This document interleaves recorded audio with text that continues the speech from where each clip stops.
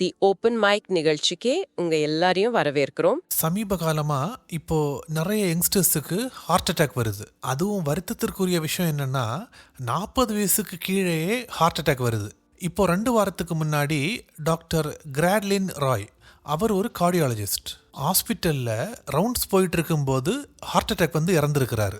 39 வயசு தான் அவருக்கு. ஆமா, கேட்கும் போதே மனசுக்கு ரொம்ப கஷ்டமா இருக்கு. 40 வயசுக்கு கீழே ஹார்ட் அட்டாக் வந்து நிறைய பேர் இறந்து போறாங்க. என்ன ரீசனா இருக்கும்? வெளிப்படையா பார்க்க நல்ல ஆரோக்கியமா தெரியறதுக்கு பின்னாடி சில சமயம் கண்டுபிடிக்கப்படாத பிரச்சனைகள் உள்ளுக்குள்ள வளர்ந்துகிட்டே இருக்கலாம்.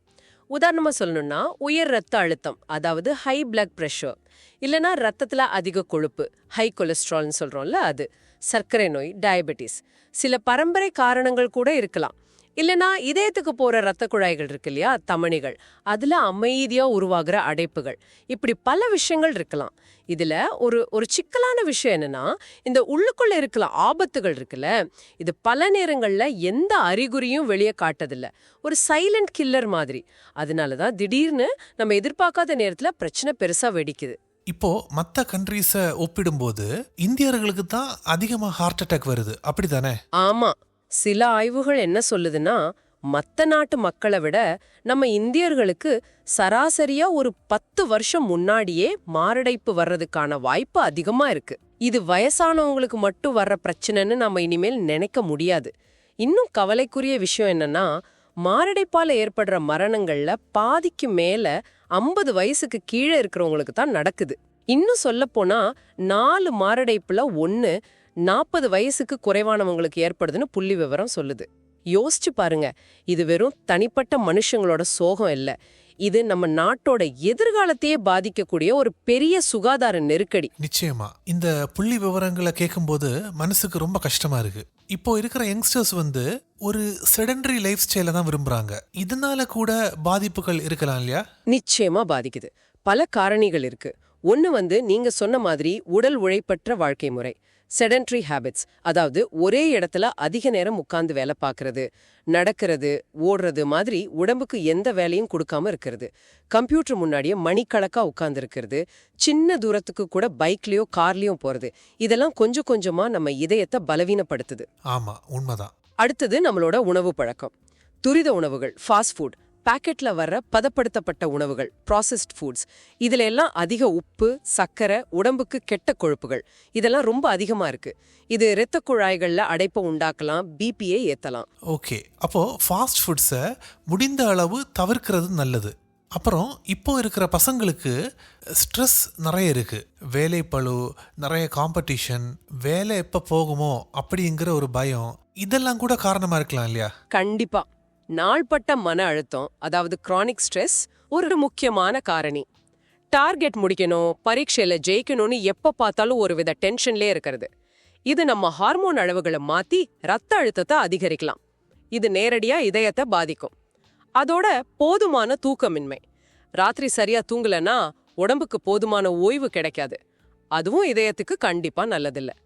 இது எல்லாமே சேர்ந்து கொஞ்சம் கொஞ்சமா நம்ம இதயத்தோட ஆரோக்கியத்தை அரிச்சிடும். சில பேர் பார்க்கறதுக்கு ஒல்லியா இருப்பாங்க, ஆனா அவங்களுக்குமே ஹார்ட் அட்டாக் வருது. அது எப்படி? அதுக்கு பேரு நார்மல் வெயிட் ஒபிசிட்டி.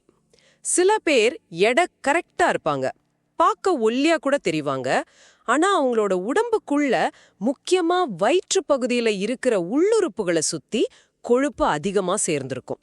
விசரல் ஃபேட்னு சொல்வோம். இந்த கொழுப்பு வெளியே தெரியாது, ஆனா உள்ளுக்குள்ள மெட்டபாலிசம், அதாவது வளர்சிதை மாற்றத்தை பாதிச்சு சர்க்கரை நோய், இதய நோய் வர்றதுக்கான ஆபத்தை அமைதியா அதிகப்படுத்தும்.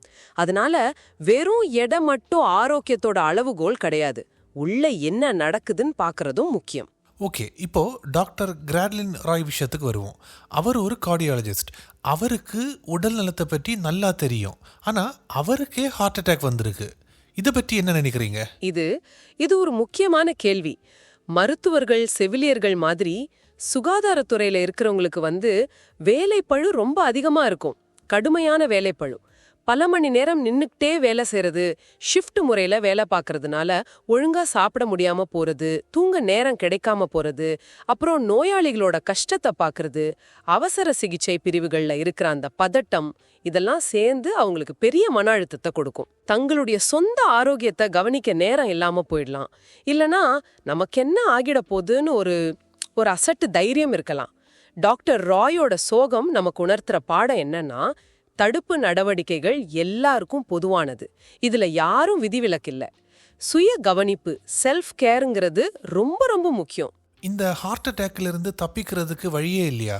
ஏன் கேட்குறேன்னா, இப்போ நிறைய இளைஞர்கள் ஹார்ட் அட்டாக்னால இறந்து போறாங்க.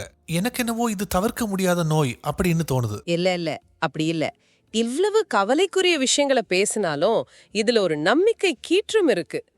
எல்லாம் கைமீறி போச்சு அப்படின்னு நம்ம பயப்பட தேவையில்ல.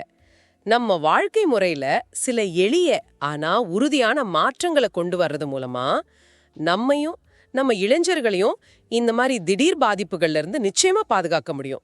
தடுப்புங்கிறது சாத்தியம்தான். என்னெல்லாம் வழிகள் இருக்கு சொல்லுங்களேன். முதல்ல நிச்சயமா உடற்பயிற்சி.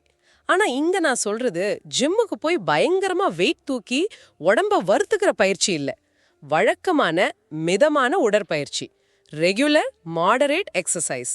வேகமா நடக்கிறது, பிரிஸ்க் வாக்கிங்னு சொல்றோம்ல, சைக்கிள் ஓட்டுறது, மெதுவா ஓடுறது, அதாவது ஜாகிங், நீச்சல் அடிக்கிறது, இந்த மாதிரி ஏரோபிக் பயிற்சிகள், அதாவது இதய துடிப்பையும் சுவாசத்தையும் கொஞ்சம் அதிகமாக்குற பயிற்சிகள். வாரத்துல ஒரு 5 நாளாவது ஒரு நாளைக்கு ஒரு அரை மணி நேரம் செஞ்சா கூட போதும். இந்த மாதிரி எக்ஸசைசஸ் ஹார்ட்டுக்கு எப்படி ஹெல்ப்ஃபுல்லா இருக்கும்? இந்த மாதிரி மிதமான பயிற்சிகள் இருக்குல்ல, இது இதய தசைகளை வலுப்படுத்தும், இரத்த ஓட்டத்தை சீராக்கும், கெட்ட கொழுப்பை குறைச்சு நல்ல கொழுப்பை அதிகமாக்கும், பிபியை கட்டுப்படுத்த உதவும், சர்க்கரை அளவை சீராக்க உதவும். அது மட்டும் இல்ல, மன அழுத்தத்தை குறைக்கிறதுலயும் இதுக்கு ஒரு முக்கிய பங்கு இருக்கு. முக்கியமா கவனிக்க வேண்டியது மிதமான பயிற்சி. திடீர்னு ரொம்ப தீவிரமா பயிற்சி செய்யறதை விட சீரான மிதமான பயிற்சி தான் நீண்ட காலத்துக்கு நல்லது, ஆபத்தும் குறைவு. உங்க உடம்புக்கு எது சரி வருதுன்னு பார்த்து செய்யணும். Okay, exercise important. இப்போ நம்ம உடலுக்குள்ள இருக்கிற பிரச்சனைகள் அதை கண்டுபிடிப்பது எப்படி? ஏன்னா நீங்க சொன்னீங்க சில பேர் வெளியே பார்க்கறதுக்கு ஹெல்த்தியா இருப்பாங்க, ஆனா உள்ளுக்குள்ளாடி அவங்களுக்கு ஃபேட்ஸ் ஸ்டோர் ஆகி இருக்கும். அவங்களுடைய ஹெல்த் கண்டிஷனை கண்டுபிடிக்கிறதுக்கு அவங்க என்ன பண்ணலாம்? இது 2வது முக்கியமான விஷயம், தடுப்பு சுகாதார பரிசோதனைகள், பிரிவென்டிவ் ஹெல்த் செக்அப்ஸ். இது ஒரு ஆப்ஷன் இல்ல, இது அவசியம், கம்பல்சரி. பல பேர் என்ன பண்றாங்கன்னா, உடம்புக்கு முடியாம போனாதான் டாக்டர் கிட்ட போறாங்க. ஆனா எந்த அறிகுறியும் இல்லாமலே குறிப்பிட்ட கால இடைவெளியில சில அடிப்படை பரிசோதனைகளை செஞ்சுக்கிறது ரொம்ப நல்லது. பொதுவா ஒரு 30 வயசுக்கு மேலேயே வருஷத்துக்கு ஒரு முறையோ இல்ல 2 வருஷத்துக்கு ஒரு முறையோ ரத்த அழுத்தம், அதாவது பிபி செக் பண்ணணும். ரத்த சர்க்கரை அளவு, பிளட் சுகர், அப்புறம் ரத்த கொழுப்பு அளவுகளை பார்க்குற லிபிட் ப்ரொஃபைல் டெஸ்ட். அப்படின்னு என்னது? அதுல மொத்த கொழுப்பு, எல்டிஎல் என்ற கெட்ட கொழுப்பு, ஹெச்டிஎல் என்ற நல்ல கொழுப்பு, ட்ரைகிளிசரைட்ஸ், இதெல்லாம் பார்ப்பாங்க. இதோட இசிஜி, அதாவது இதயத்தோட மின் செயல்பாட்டை பதிவு செய்யற பரிசோதனை, இதெல்லாம் ரொம்ப அடிப்படை. குடும்பத்துல யாருக்காவது இளம் வயசுல இதய நோய் வந்த வரலாறு இருந்தா, இல்ல சர்க்கரை நோய், அதிக கொழுப்பு மாதிரி பிரச்சனைகள் உங்களுக்கு இருந்தா, இன்னும் கொஞ்சம் முன்னாடியே, ஒருவேளை 25-30 வயசுல இருந்தே இந்த பரிசோதனைகளை ஆரம்பிக்கிறது ரொம்ப நல்லது. தேவைப்பட்டா டாக்டர் ஆலோசனைப்படி எக்கோ கார்டியோகிராம்னு இதய ஸ்கேன், இல்லனா ட்ரெட்மில் டெஸ்ட், அதாவது நடந்துகிட்டே இசிஜி எடுக்கிறது, இந்த மாதிரி டெஸ்டும் செய்யலாம். இதெல்லாம் உள்ளுக்குள்ள மறைஞ்சிருக்கிற ஆபத்துகளை ஆரம்பத்திலே கண்டுபிடிக்க ரொம்ப உதவும். ஓகே, இப்போ நிறைய பேருக்கு இந்த மன அழுத்தம் ஒரு பெரிய பிரச்சனையாவே இருக்கு. ஸ்கூல்ஸ், காலேஜஸ், வேலை பார்க்குற இடத்துல ப்ரெஷர், வீட்டில் உள்ளவங்களுக்கு அவங்களுக்கான ப்ராப்ளம்ஸ், மன அழுத்தம், இப்படி எங்க பார்த்தாலுமே எல்லோருக்கும் மன அழுத்தம் இருந்து கொண்டுதான் இருக்கிறது. இதை எப்படி டீல் பண்றது? ஆமா, மன அழுத்த மேலாண்மை, ஸ்ட்ரெஸ் மேனேஜ்மெண்ட், இது 3வது முக்கிய அம்சம். இது ஒரு ஆடம்பரம் கிடையாதுங்க, இது அத்தியாவசியம். மன அழுத்தத்தை நம்மால முழுசா தவிர்க்க முடியாது, ஆனா அதை சமாளிக்க கத்துக்கலாம். அதுக்கு பல வழிகள் இருக்கு. சிம்பிளா ஆழ்ந்த சுவாசம் எடுக்கிறது, டீப் பிரீதிங் எக்ஸசைசஸ், தியானம், மெடிடேஷன், யோகா, இந்த மாதிரி மனதை அமைதிப்படுத்துற பயிற்சிகள் ரொம்ப உதவலாம். உங்களுக்கு பிடிச்ச விஷயங்கள்ல, பொழுதுபோக்குகள்ல, ஹாபீஸ்ல நேரம் செலவழிக்கிறது கூட மன அழுத்தத்தை குறைக்கும். அதோட போதுமான தூக்கம், இது ரொம்ப ரொம்ப முக்கியம். ஒரு நாளைக்கு குறைஞ்சது 7-8 மணி நேரம் தடையற்ற தூக்கம் அவசியம். அப்போதான் உடம்பும் மனசும் தன்னைத்தானே சரி செஞ்சுக்க முடியும், ரீசார்ஜ் ஆகும். ராத்திரி தூங்க போறதுக்கு முன்னாடி கொஞ்ச நேரம் மொபைல், டிவி எல்லாம் பார்க்காம இருக்கிறது கூட தூக்கத்தின் தரத்தை மேம்படுத்தும். ஞாபகம் வச்சுக்கோங்க, நம்ம உடம்பு தொடர்ந்து அழுத்தத்திலேயே இயங்க முடியாது. அதுக்கு ஓய்வும் மீண்டு வரத்துக்கு நேரமும் தேவை. நீங்க உங்க மன அழுத்தத்தை குறைக்க, நல்லா ஓய்வெடுக்க என்ன செய்றீங்கன்னு உங்களையே கேட்டுக்கோங்க. இது ஒரு முக்கியமான கேள்வி. ஓகே, அப்புறம் சாப்பாட்டுல என்னெல்லாம் மாற்றங்கள் கொண்டு வரலாம்? முடிஞ்ச வரைக்கும் உண்மையான உணவுகளை அதிகமா சாப்பிடணும். அதாவது பாக்கெட்ல அடைக்காம இயற்கையா கிடைக்கிற உணவுகள், முழு தானியங்கள், கம்பு, கேழ்வரகு, திணை, பிரவுன் ரைஸ், இந்த மாதிரி நிறைய காய்கறிகள், பழங்கள், விதவிதமா கலரா, புரதத்துக்கு பருப்பு வகைகள், முழக்கட்டிய பயிறுகள், மீன், கோழி, ஆனா வறுத்ததை விட குழம்பு மாதிரி செஞ்சு சாப்பிடுறது நல்லது. நட்ஸ், பாதாம், வால்நட், விதைகள், சியா விதைகள், ஆளி விதைகள், ஒமேகா 3 மாதிரி நல்ல கொழுப்புகள் உள்ள மீன்கள். முக்கியமா நிறைய தண்ணீர் குடிக்கணும். முக்கியமா சர்க்கரை சேர்த்த குளிர்பானங்கள், பாக்கெட் ஜூஸ்கள், கேக், பிஸ்கட் மாதிரி பதப்படுத்தப்பட்ட தின்பண்டங்கள், அதிக உப்பு போட்ட ஊறுகாய், அப்பளம், சிப்ஸ், வனஸ்பதி மாதிரி ஹைட்ரஜனேட்டப்பட்ட கொழுப்புகள், அதாவது டிரான்ஸ்ஃபேட் சேர்த்த உணவுகள், மைதா மாதிரி சுத்திகரிக்கப்பட்ட மாவு சத்துல செஞ்ச உணவுகள், பரோட்டா, பிஸ்கட், பிரெட், இதையெல்லாம் எவ்வளவு குறைக்க முடியுமோ அவ்வளோ நல்லது. சிம்பிளா சொல்லணும்னா, முடிஞ்ச வரைக்கும் வீட்ல சமைச்சு சாப்பிடுறது ஆரோக்கியத்துக்கு ரொம்ப நல்லது. அருமை. வேற என்னெல்லாம் பண்ணலாம் இதயத்தை பலப்படுத்துறதுக்கு? கடைசியா ஆனா ரொம்ப ரொம்ப முக்கியமான ஒரு விஷயம் இருக்கு. 5வது பாயிண்ட், அதுதான் விழிப்புணர்வு, அவேர்னஸ் மற்றும் சரியான நேரத்துல நடவடிக்கை எடுக்கிறது, டைம்லி ஆக்ஷன். நம்ம உடம்பு சில சிக்னல்களை அனுப்பும், அதை நாம கவனிக்கணும், அலட்சியப்படுத்தக்கூடாது. எந்த மாதிரி சிக்னல்கள் கொஞ்சம் விளக்கமா சொல்லுங்களேன். அசாதாரணமான சோர்வு, அன்யூஷுவல் ஃபெட்டீக், அதாவது வழக்கத்தை விட ரொம்ப டயர்டா இருக்கிறது காரணமே இல்லாம, மார்புல ஒருவித அசௌகரியம், வலி, அழுத்தம், இல்ல பாரமா இருக்கிற மாதிரி ஒரு உணர்வு, குமட்டல், வாந்தி வர மாதிரி இருக்கிறது, மூச்சு வாங்கிறது, தலை சுற்றல், மயக்கம் வர மாதிரி இருக்கிறது, திடீர்னு உடம்பு ஜில்லுன்னு வேர்க்கிறது. இந்த மாதிரி அறிகுறிகள் லேசா இருந்தா கூட அலட்சியப்படுத்தக்கூடாது. குறிப்பா இந்த அறிகுறிகள் திடீர்னு ஆரம்பிச்சா, இல்ல கொஞ்ச நாளா விட்டு விட்டு வந்தா, அதுவும் இளம் வயசுல இது மாதிரி தெரிஞ்சா, இது சாதாரண கேஸ் ட்ரபிளா இருக்கும், நேத்து வேலை செஞ்ச களைப்பா இருக்கும்னு நாமளே ஒரு காரணம் சொல்லிட்டு இருக்காம உடனடியா டாக்டரை பார்க்கணும். சில நேரங்கள்ல அந்த சரியான நேரத்துல கிடைக்கிற உதவி அது உயிரையே காப்பாத்தும். ஓகே, நீங்க சொன்ன இந்த 5 விஷயங்களையும் ஃபாலோ பண்ணினால் இந்த ஹார்ட் அட்டாக்கை தடுக்க முடியும். தடுக்க முடியும்னு சொல்றதை விட ஆபத்தை கணிசமா குறைக்க முடியும்னு சொல்லலாம்.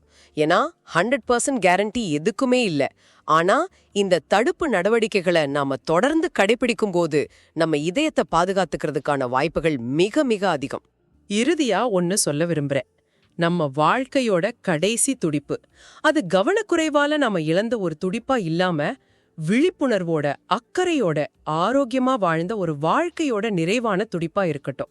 இளம் இந்தியா வெறும் உயிர் வாழ்றதோட நிக்காம, ஒவ்வொரு இதய துடிப்பும், நம்பிக்கையோடு ஒலிக்கிற ஒவ்வொரு வாழ்க்கையும் ஒரு அர்த்தமுள்ள, விழிப்புணர்வுள்ள வாழ்க்கைக்கு சாட்சியா மலரட்டும்.